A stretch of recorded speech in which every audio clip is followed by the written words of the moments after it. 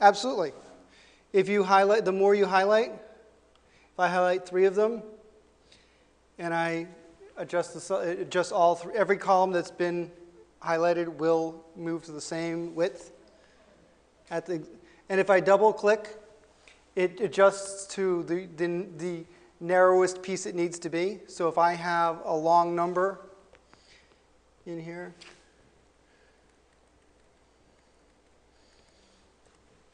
okay, and I double click on this, it will shrink it down to fit the information in that I have. And so then if I turn this into money, oops, this one. It will expand it automatically. So the cells will expand and contract depending on how wide they need to be.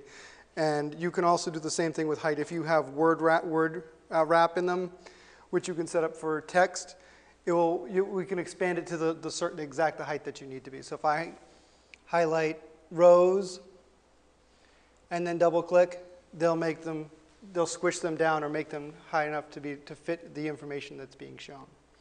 Because it will try to, as soon as I type something in there, if I have a narrow cell, it will bleed over into the next cell. But if I put something into the next cell, then that part disappears. So that's why. Yeah. Right. So if I have a number and if it's too short, I get these number signs. So this is an error you might see if you turn something into dollars and you're like, where'd my information go? It's just telling you that it's not big enough to fit the information. If I have text,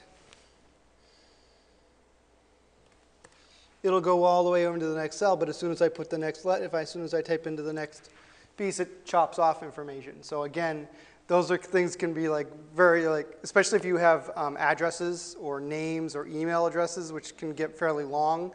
As soon as you put something in the next column, that information gets chopped off. So knowing how to adjust it, and just easily by double clicking the width, it will adjust it automatically for you. Okay, and so that's like the key. People love that. They go, oh, that's great. That's really all I needed. I'm happy now. Being able to double click and adjust the widths of a cell makes so many people very happy in Excel. Because it's something you don't have to deal with in Word. It doesn't overtype anything in a Word document. So that's really the most basic, yet the second most confusing thing. The most confusing thing is not as basic, but it comes up a lot. It has to do with absolute cells, but I don't think you have any of that you worry about in here. You don't have any growth of 25% and carrying in formulas.